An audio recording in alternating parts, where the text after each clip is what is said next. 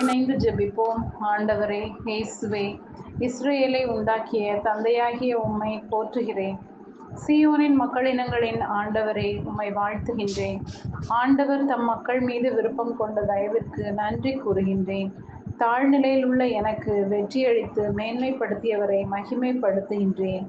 இனிமேல் எவரும் ஆண்டவரை அறிந்து கொள்ளும் என தம் அடுத்தவருக்கோ சகோதர சகோதரிகளுக்கோ கற்றுத்தர மாட்டார்.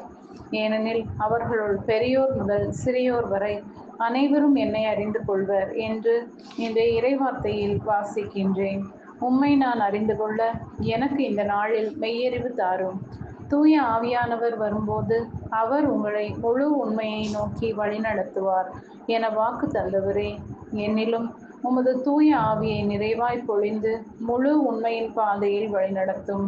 குற்றங்களையும் போலியான செயல்களையும் அறிந்து அவற்றை நாடாமலும் அவற்றை விரும்பாமலும் வாழ வரம் தாரும். ஆண்டவரே, இயேசுவே, என்னை மற்றவர்கள் வெறுத்து ஒதுக்கும் போது மனம் சோர்ந்து போகாமல் தனிமையில் உம்மை ஸ்துதிக்கவும் அதனால் உம்மில் மகிழ்ந்து பேருவகை கொள்ளும் மனதையும் என்னில் உருவாக்கும்.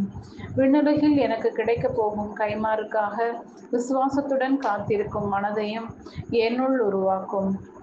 இன்றைய நாளில் என்னோடு இருந்து எனக்கு அறிவு புகட்டி நான் நடக்க வேண்டிய வழிகளை கற்றுத்தர வேண்டுமென்று, நீதியும் உண்மையும் நிறைந்த பாதையில் நடத்த வேண்டுமென்றும், வாழ்வும் வழியும் உண்மையுமான இயேசுவின் நாமத்தில் ஜெபிக்கிறேன். ஆமென்.